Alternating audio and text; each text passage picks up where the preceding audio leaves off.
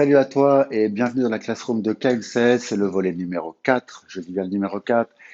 Comme au numéro 3, nous avons rebalayé donc ce qu'on appelle la garde ainsi que les déplacements primaires, donc ce qu'on appellerait ce que j'ai appelé la croix, donc du nord au sud, de l'est à l'ouest, et qu'ensuite nous avons travaillé légèrement incurvé pour bien comprendre les déplacements. Eh bien aujourd'hui, je te propose, puisque tu es vaillant et que tu es encore en confinement, de travailler le shadow.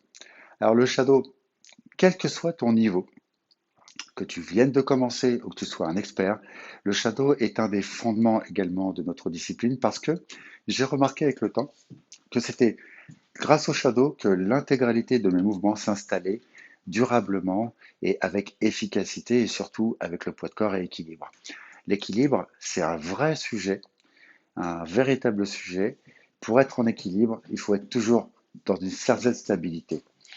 Déjà, si on a une bonne garde et qu'on travaille dans cette bonne garde et qu'on sait travailler dedans, à aucun moment, normalement, on devrait être déséquilibré,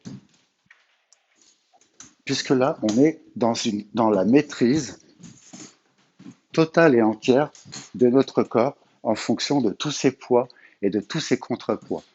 À chaque fois que je fais un mouvement, de toute façon, j'aurai toujours un déséquilibre. Mais pour ça, ce qui est très intéressant, c'est à nous d'organiser ce déséquilibre de façon à ce qu'il devienne un outil de travail.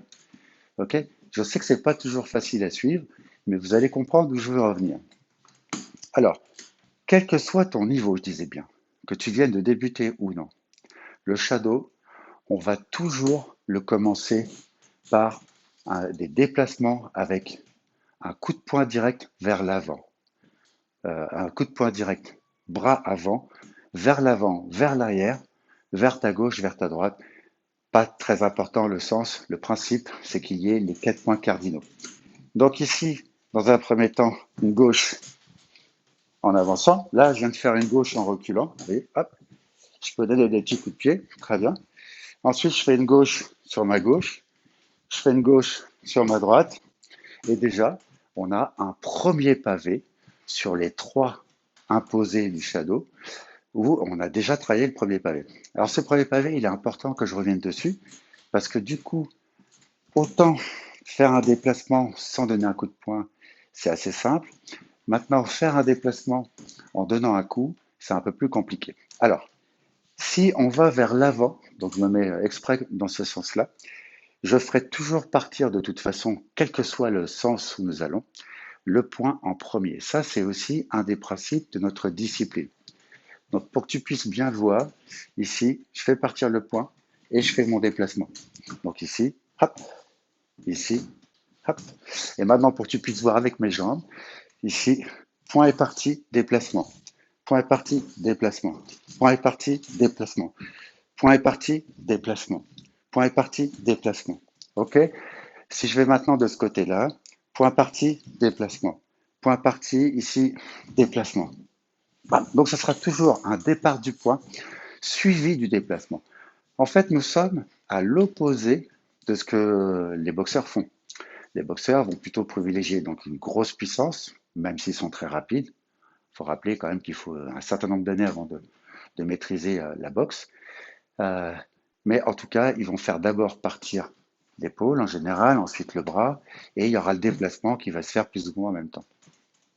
Nous, on a pris, enfin, IMI, pas moi, hein, pas nous, à la FEKM, nous avons pris l'option de faire partir d'abord le point pour ensuite faire partir le déplacement. Donc c'est plus rapide, c'est un petit peu moins puissant, mais ça reste très efficace. Alors, donc ici, si je vais donc vers l'avant, je vais faire partir mon point, je vais pousser sur ma jambe arrière, et ensuite je vais faire ce qu'on appelle un léger délestage. Là, je le grossis exprès pour que vous puissiez voir. Bien sûr, cette main sera ici, c'est juste pour montrer. Donc là, boum, ok.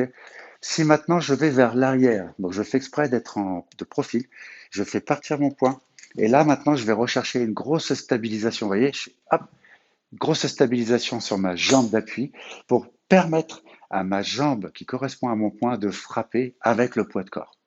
Ok. Il y aura toujours une propulsion, donc toujours un poids de corps. Ensuite, si je vais de ce côté-là, donc ma jambe avant elle est ici, je vais donc envoyer mon poing, et là, hop, je vais faire partir ma jambe, d'accord, et pour pouvoir revenir. Donc ici, je reprends. Donc ici, 1, 2, 1, 2, 1, 2. Donc c'est toujours pareil. La jambe qui va propulser, c'est celle-ci. Mais comme je dois retrouver une stabilisation, et c'est bien le sujet du jour, je vais poser mon talon, il sera parallèle à vous, perpendiculaire à mon autre pied, et celui-ci va être, au moment où celui-ci va être posé, il va être propulsé comme cela. Oh, ça rappelle un petit peu, ok, pour ceux qui se souviennent du moonwalk, c'est un peu le même principe. Un pied chasse l'autre, ok. Donc, essayez avec un partenaire face à vous, vous allez voir que, effectivement, vous bougez bien, il n'y a pas de problème. Si vous allez maintenant sur le côté opposé, donc la jambe arrière est ici, je vais pousser sur cette jambe-là et je vais également tourner cette jambe.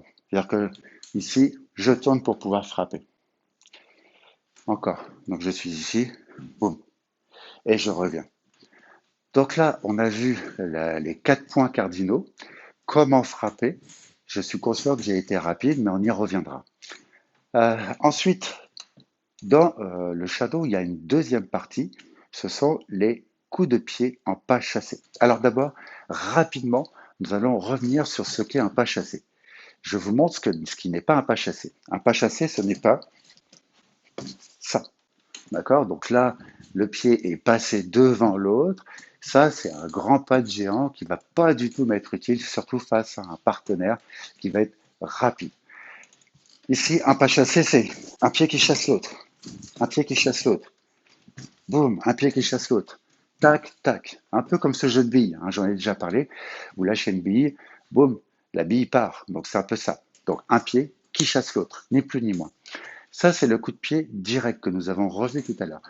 Si maintenant je suis en coup de pied circulaire, la petite astuce, c'est de tout de suite d'amener son talon en direction de la personne à qui vous voulez faire le coup de pied. Donc là, c'est mon moi imaginaire. Hop, mon talon est bien passé devant. D'accord?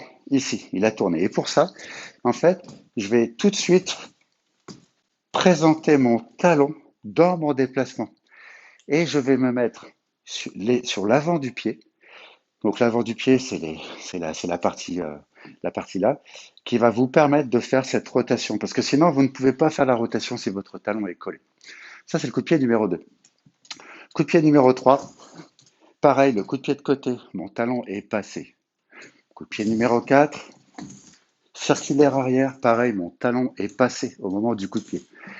Et enfin, le coup de pied arrière.